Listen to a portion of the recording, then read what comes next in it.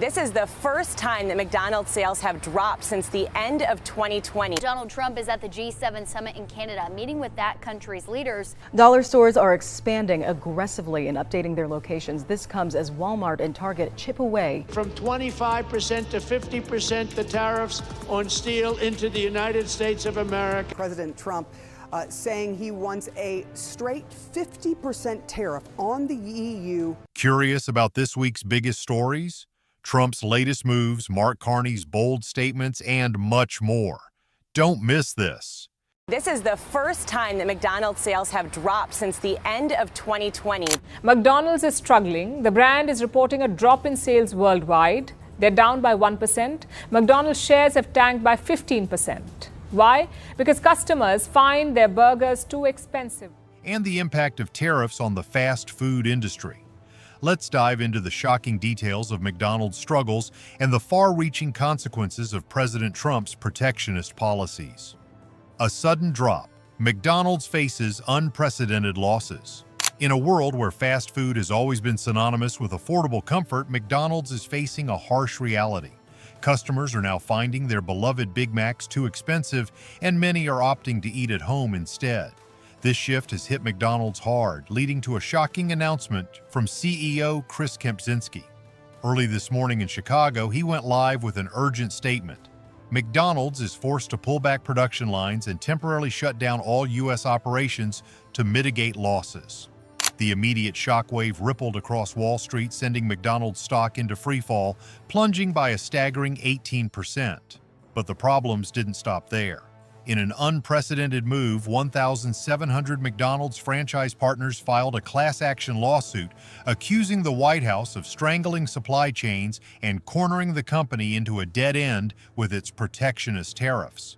The domino effect of protectionism, rising tariffs, cause havoc.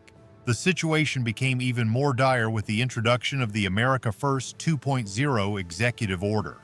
This order greenlit the highest tariffs in modern history, with a 25% tax on most goods from Mexico and Canada, and even more drastic increases on so-called sensitive items. Within weeks, the fallout was felt across the supply chain. McDonald's, which relies on 70% of its beef from Canada and significant cheese imports from the EU, was hit particularly hard. Tariffs drove up the cost of ground beef by 43%, and prices on key ingredients, from frozen potatoes to packaging materials, skyrocketed. Suppliers like Lamb Weston, which provides fries for McDonald's, admitted to raising prices by 23% to cover new shipping and tariff expenses. As costs surged, McDonald's was left with no choice but to raise menu prices, especially on its iconic dollar menu, which is built on razor-thin margins. But even promotional combo deals couldn't save the company from its spiraling losses. The collapse of the $1 menu, a casualty of tariffs. The very thing that made McDonald's a household name, the $1 menu, has now become a liability. The U.S. fast food industry operates on paper-thin margins. Any cost increase above 10% can easily drive a business into the red. McDonald's has faced this issue head-on, with the cost of ingredients and packaging rising nearly 35% in just 5 years. As input costs outpaced sales growth, McDonald's was forced to raise prices on their once affordable items. Sales from value combos plummeted by as much as 18% in the first quarter of 2025. For many, the Golden Arches no longer offered a quick, affordable meal. It was becoming a luxury they could no longer afford. And the backlash was swift. Low-income customers, long the backbone of McDonald's customer base, turned away in droves, pushing the company further into crisis. The global price gap, U.S. versus China. While the price of a Big Mac soared in the U.S., the story was quite different in China. For the first time in 2 decades, the price gap between a Big Mac in the U.S. and China exploded. In the U.S., the iconic sandwich now costs $5.29, while in China it's a mere $3.53. That $1.76 difference marks the largest price gap in recent history, and it's left American diners stunned. As input costs rise faster than wages, even the once affordable menu items have become luxuries for many. The price hike is one more symptom of a larger crisis within McDonald's and the fast food industry at large. The fallout, job losses, and strained communities. The tariff battle has hit McDonald's employees the hardest. The company has confirmed plans to lay off 60,000 workers across major U.S. hotspots like Ohio, Iowa, and Texas, regions that are crucial to McDonald's supply chain. These layoffs have had a devastating effect on local economies, with some areas seeing up to a 40% drop in corporate tax revenue. For many towns that rely on McDonald's as a major employer, the situation is dire. Without affordable food options, local residents are left scrambling to make ends meet. The future of McDonald's, can it survive the tariff crisis? McDonald's is now caught in a high-stakes game. It must dodge tariffs, cut costs, and maintain customer trust, all while navigating a precarious supply chain. But as prices continue to rise and quality slips, McDonald's could become the first major brand to fall victim to the very tariffs that were meant to protect U.S. jobs. President Donald Trump is at the G7 summit in Canada, meeting with that country's leaders, where trade is sure to be a top topic. Vaughn Hilliard has the latest. U.S. President Donald Trump is meeting right now with Canadian Prime Minister Carney on the sidelines of the G7 summit in Alberta. This video is actually from moments ago. Let's listen in. All right, thank you. Mr. President, welcome to Canada. And your personal leadership of the United States, many issues, geopolitics, economic, technology, and working hand in hand with the United States, Canada and the United States, and the other G7 partners with your leadership. I'm very much looking forward to the meeting. I'm grateful to have you. Very much. What is holding up a deal with Canada from your perspective? It's not so much holding up. I think we have different concepts. I have a tariff concept, and Mark has a different concept, which is something that some people like. But we're going to see if we can get to the bottom of it today. I'm a tariff person. A global summit in the mountains, locked down, sealed off, and already unraveling. Before Air Force One even touched down, Prime Minister Mark Carney scrapped the G7 communique, refused the handshake photo op, and sent a bold message to the world. This isn't diplomacy. It's a warning. Trump arrived demanding 5% military budgets, fresh tariffs, and even floated the idea of annexing Canada. Macron? He detoured to Greenland, directly throwing a diplomatic slap in Trump's face. Japan filed a formal complaint with the WTO, while Mexico showed up armed with legal shields. Behind closed doors, the United States is being blamed for destabilizing the entire global economy. This wasn't supposed to be just another G7 summit. It looked more like the final act. Prime Minister Carney stunned the world by killing the closing communique before the talks even began, something that hasn't happened since 1975. According to Reuters, this decision blindsided both the White House and European leaders, stripping the summit of the usual symbol of policy unity. Why did Carney do it? His aides revealed it was a deliberate message. Canada would not legitimize U.S. trade coercion after Trump's recent 10% universal tariff announcement, which now affects over $1.1 trillion in imports from U.S. allies. Typically, the communique would outline coordinated steps on trade, security, and climate. Instead, Carney replaced it with a sterile chair summary, a diplomatic void. Macron's team called it unprecedented. A German delegate described it as tactical silence. With no official agreement, Trump left Canada empty-handed. He had nothing to wave as validation. But the bigger question is this: did Carney just redefine resistance in G7 diplomacy? This move comes on the heels of Trump's March 2025 comments in Ohio, where he boldly stated that Canada should have been part of the United States from the start, a remark that sparked outrage in Ottawa. Former Canadian defense chiefs quickly condemned the rhetoric, but there's more behind this. Last year, the United States ran a $38.6 billion goods trade deficit with Canada, according to the U.S. Census Bureau. In response, Trump slapped tariffs on Canadian dairy at 22%, aluminum at 10%, and lumber at 14%. Bloomberg reports that these duties have already cost Canada's manufacturing sector $4.2 billion in the first quarter of 2025 alone.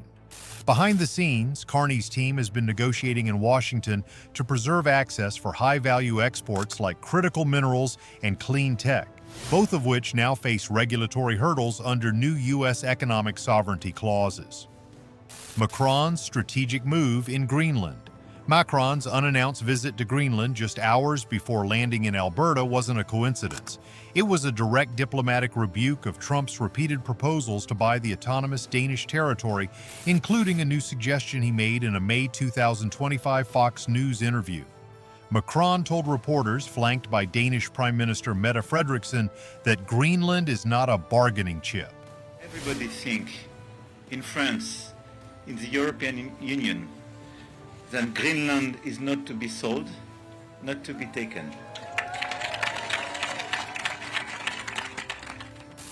Navigating a geopolitical minefield, Germany's Chancellor Friedrich Merz faced intense pressure as Berlin had incurred a €17.5 billion export shortfall to the U.S. following Trump's tariffs on autos. Japan's Shigeru Ishiba, too, was under scrutiny, with Tokyo's $74.1 billion trade surplus triggering new threats from the U.S. Commerce Department to revisit steel investigations. The UK's Keir Starmer, fresh off a narrow parliamentary win, managed to secure a digital trade exemption from Trump only for 12 months, and it excluded financial services. Meanwhile, Mexico's Claudia Sheinbaum found herself navigating uncertainty over border policies after the Department of Homeland Security signaled potential cross-border tariff hikes if Mexico didn't adopt a U.S.-style asylum framework. Carney's bold move at the G7. Carney's refusal to issue a joint G7 statement effectively robbed Trump of the victory narrative he typically thrives on. Washington took notice. The World Bank's June 2025 Global Economic Prospects Report downgraded global GDP by 0.7%, citing rising uncertainty caused by U.S. tariff volatility and retaliatory measures. Canada alone has already lost $4.2 billion in retaliatory trade losses, particularly in softwood, beef, and battery-grade nickel, according to Statistics Canada. By releasing only a chair's summary, Carney effectively muted Trump's symbolic capital. No press conferences, no signature agreements, no posturing. In a summit where every sentence is parsed for leverage, Carney controlled the narrative. He controlled the room's lighting, framing, and the final shot. The U.S. is the global volatility driver. While the G7 summit was meant to foster collaboration, the United States has become the volatility driver. Since Trump's second term began, the U.S. has imposed tariffs on $1.3 trillion in imports and revoked 6 bilateral exemptions within 90 days of renegotiation. According to the World Bank, global capital inflows dropped by 12.4% in the first quarter of 2025. If you found this video insightful, don't forget to hit that subscribe button. Stay tuned for more updates and content. We've got plenty more coming your way. The new G7, crisis management, not consensus. The G7 is no longer about building consensus, it's become about crisis management. France, Germany, and Italy now operate under EU-wide tariff defense mechanisms, triggering automatic retaliation if U.S. duties escalate. Japan has requested emergency WTO mediation over aluminum tariffs, while Mexico has prepared legal memoranda anticipating new threats. India's attendance under scrutiny for political violence only adds to the tension. The end of multilateral consensus? What started in 1975 as an economic forum to coordinate global recovery has now shifted to a stage for geopolitical fragmentation. Trump's push for tariffs, annexation proposals, and the rejection of climate or security frameworks are unraveling the rules that once held the G7 together. Dollar stores are expanding aggressively and updating their locations. This comes as Walmart and Target chip away at their customer base. You don't hear of things like Walmart. Breaking news coming in. Walmart, the world's largest retailer, is issuing a new warning today, warning the company will have to raise prices due to President Trump's tariffs. Dollar stores are growing faster than ever, with major chains like Dollar General and Dollar Tree expanding their locations and updating stores across the U.S.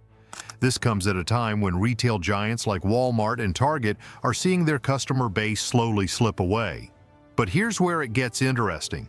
Walmart, the world's largest retailer, just sent out a shocking price warning.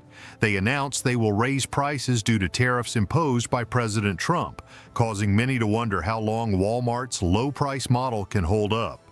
For many, especially middle and low-income earners, this price increase hits hard. Walmart's warning to customers? Brace yourselves.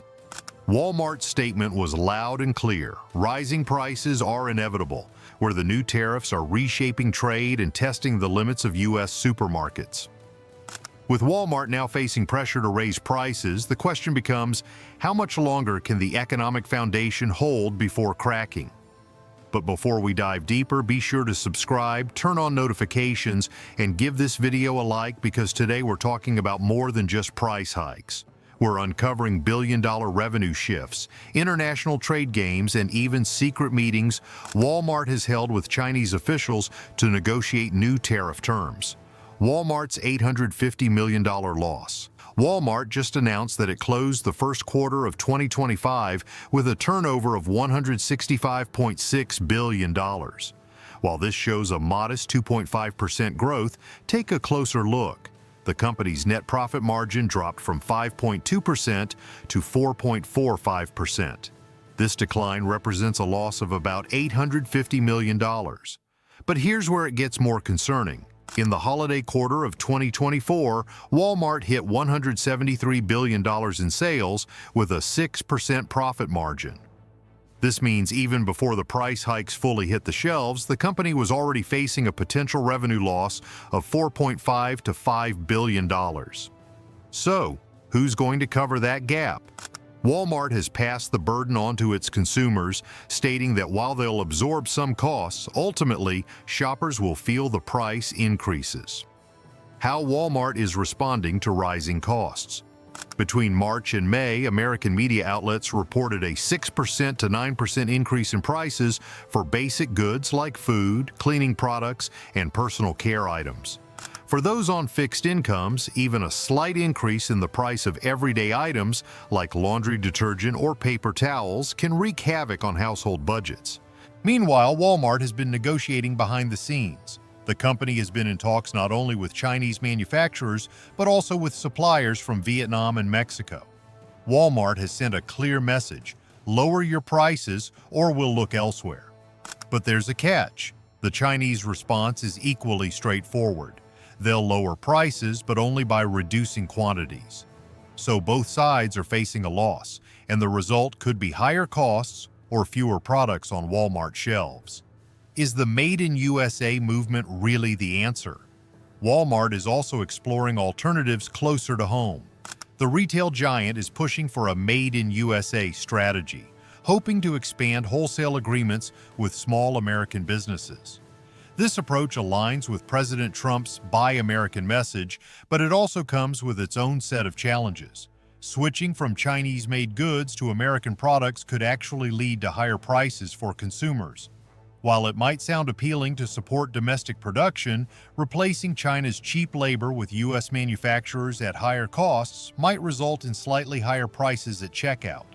Consumers may find themselves paying more for the idea of national pride, but that's the reality of domestic production. The political side, Trump's swallow the tariff strategy. Behind the scenes, President Trump has pressured Walmart to swallow the tariff costs without passing them on to consumers. However, Walmart's management is finding that's easier said than done. With fierce competition from companies like Target and Amazon, Walmart's profit margins are already stretched thin. Adding more pressure on those margins could make investors nervous and harm Walmart's stock price. On top of that, Walmart has invested billions in e-commerce, and while that division is growing, it hasn't yet reached the profitability levels of its physical stores. Asking Walmart to absorb the full cost of tariffs is essentially asking them to run their business on fumes. Walmart's shrinking profit margins and the future. By the end of 2025, analysts predict that Walmart's revenue will approach $670 billion. But how much of that will be lost to tariffs?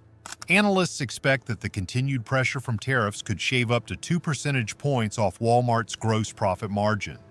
That's a potential loss of nearly $13 billion in gross profit and up to $5 billion in net profit. What does this mean for Walmart? It could jeopardize the company's share buybacks, employee bonuses, and supply chain investments.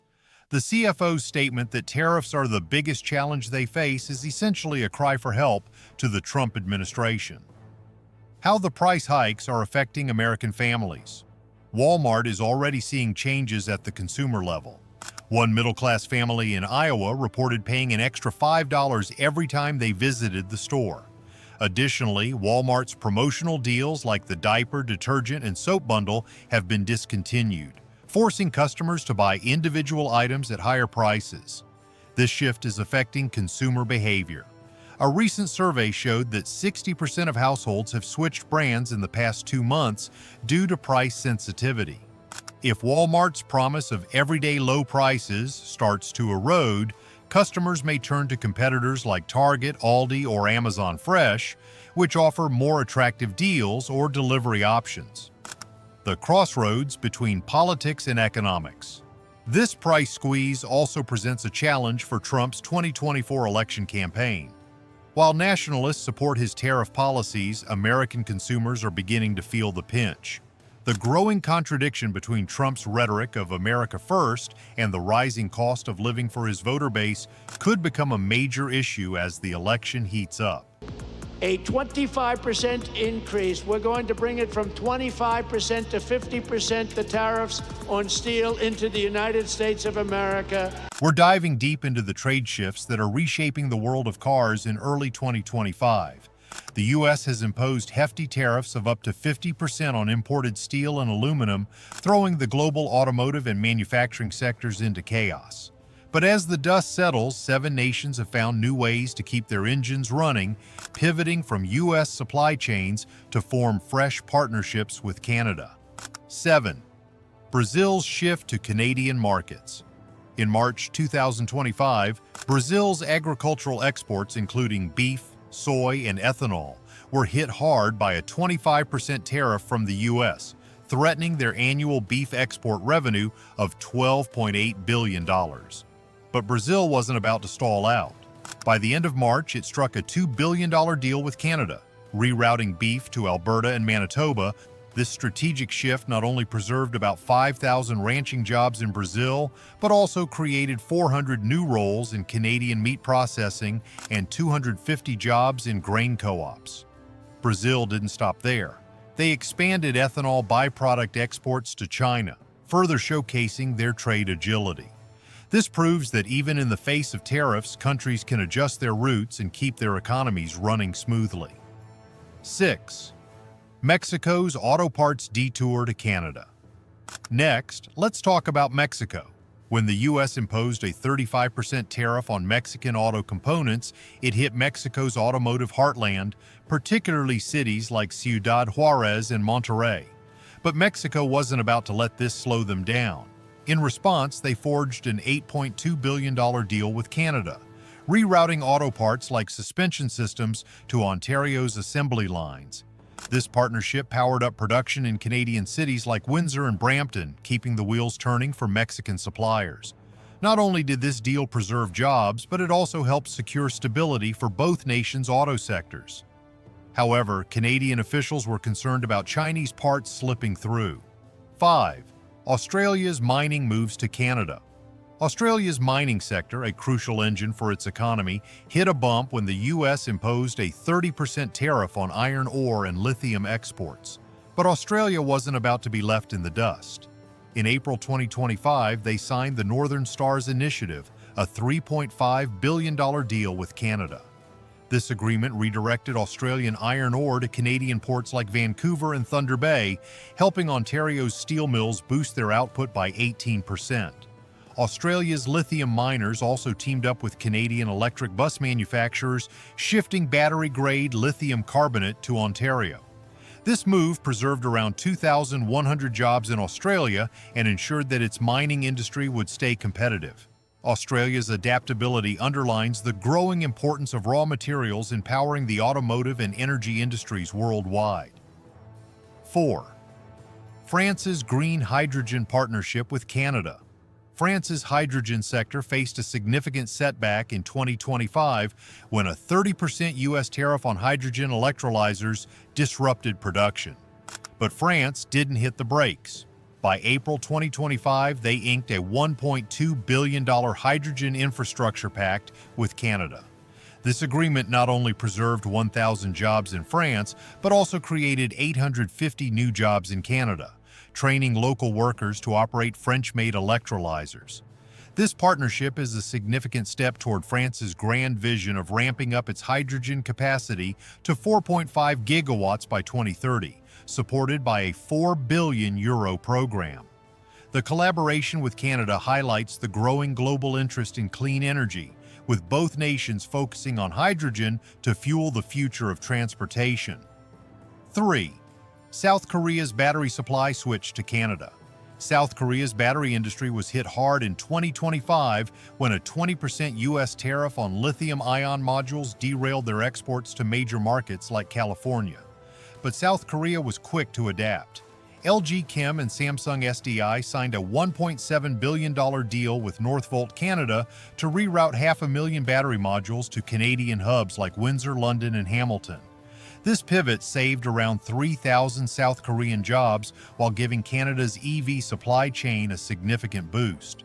By mid-May, Canadian facilities had trained 350 new technicians in assembling precision Korean battery packs.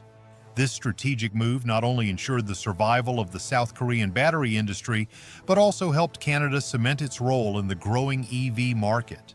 In addition, LG Energy Solution announced plans to build the world's first 4680 battery plant in Cheongdo in South Korea. 2. Denmark's green power surge into Canada. Denmark's renewable energy sector was also thrown off course in 2025 when a 30% U.S. tariff on wind turbine components halted many of their projects. But Denmark quickly adjusted, striking a $1.5 billion deal with Canada in April to reroute renewable exports to provinces like Nova Scotia and Saskatchewan. This move didn't just keep Denmark's turbines spinning, it also created 1,100 new jobs in Canada's renewable energy sector. Denmark's long-term plan is to double its offshore wind capacity, adding 3 gigawatts in fresh tenders, all while fueling global clean energy initiatives. This partnership shows how international cooperation in the renewable energy space is critical to combating climate change and advancing green technologies. 1.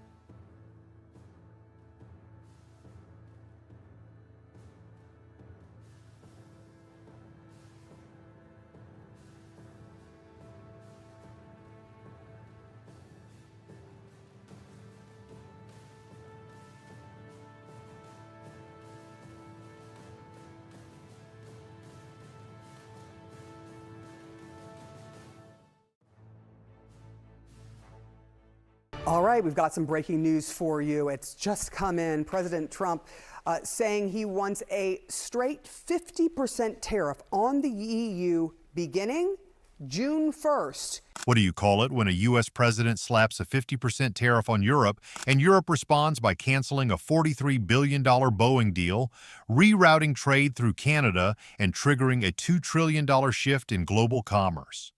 Not a simple dispute, a controlled breakup. While Washington brags about its leverage, complaining about steel and peanut butter, Brussels is cutting new deals, courting China, and rewriting the rules without the U.S. in the room. This isn't just a warning, it's the exit. And by the time America looks up, it might already be locked out. Tariffs trigger immediate fallout, a $43 billion deal gone. On May 30th, 2025, President Trump declared that negotiations with the EU were going nowhere and imposed a 50% blanket tariff on all European imports, including steel, aluminum, cars, agriculture, and electronics, starting on June 1st. Within 48 hours, European stocks dropped 2.1%, and Boeing faced the real possibility of losing its largest export contract on record.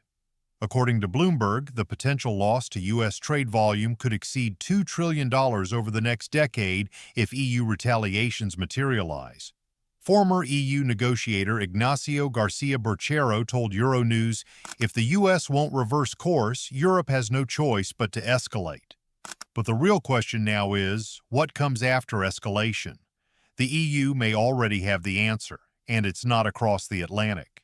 The EU responds: tariffs, retaliations, and Boeing's crisis. In direct response to Trump's 50% tariff decision, the European Commission immediately confirmed that it was finalizing a second retaliation package targeting $95 billion in U.S. goods.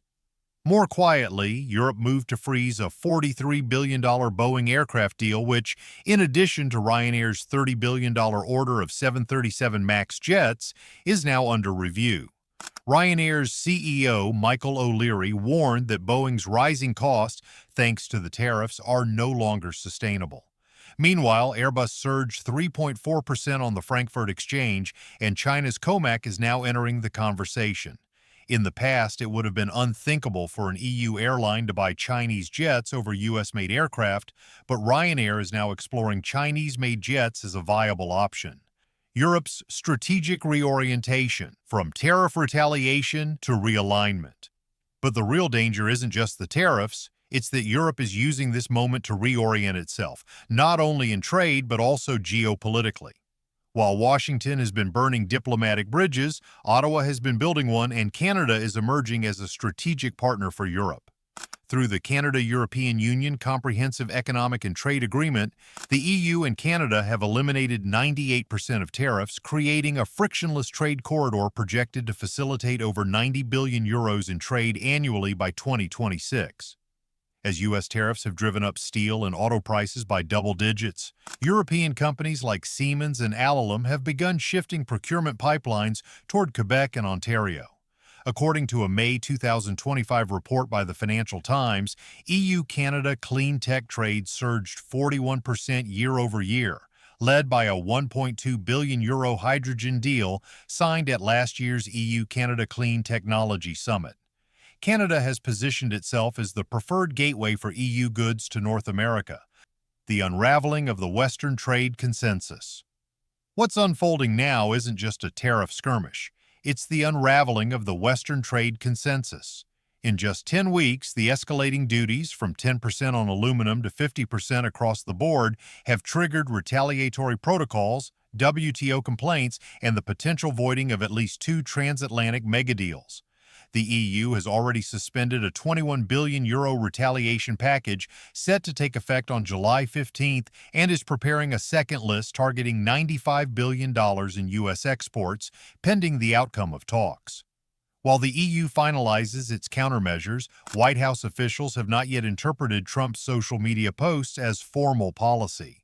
However, on June 2nd, European Commission spokesperson Olaf Gill confirmed, "We are finalizing countermeasures that will take effect on July 14th or earlier."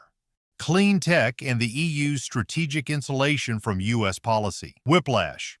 As Washington escalated tariffs, Europe quietly shifted gears, pouring investment into clean tech and trade infrastructure to reduce reliance on American markets. EU-Canada clean energy projects jumped 41% in 2024, with €1.2 billion earmarked for hydrogen and battery initiatives. Under its Repower EU initiative, Europe is committed to producing 20 million tons of renewable hydrogen annually by 2030, enough to offset €60 billion in imported fossil fuels per Euroat data. A power shift, Ryanair COMAC, and the end of Boeing's dominance? If Ryanair exits its $30 billion Boeing contract, it would mark the first time a major EU airline selects a Chinese COMAC jet over U.S.-made aircraft. This once inconceivable outcome is becoming more plausible as Boeing's costs continue to soar due to the tariffs. Ryanair's CEO, Michael O'Leary, has already opened talks with COMAC, with delivery delays and price hikes of up to 14% on 737 MAX components, making the COMAC jets look like a viable alternative. CDA and Europe's global trade pivot. The Canada-European Union Comprehensive Economic and Trade Agreement, CEDA, was never just a trade deal. It was a test run for a new global trade framework. Now, Brussels is expanding that model to Africa, Asia, and the Middle East. In 2024 alone, the EU signed a €3.4 billion supply chain cooperation deal with India, while also fast-tracking non-dollar settlements in energy contracts. The EU's strategy is shifting from defensive retaliation to structural repositioning. The global order is changing. So what happens next? If Boeing loses Europe and COMAC wins credibility, the U.S. could find itself shut out of major trade deals that span hydrogen chips and next-gen aviation. If you found this video insightful, don't forget to hit that subscribe button. Stay tuned for more updates and content. We've got plenty more coming your way.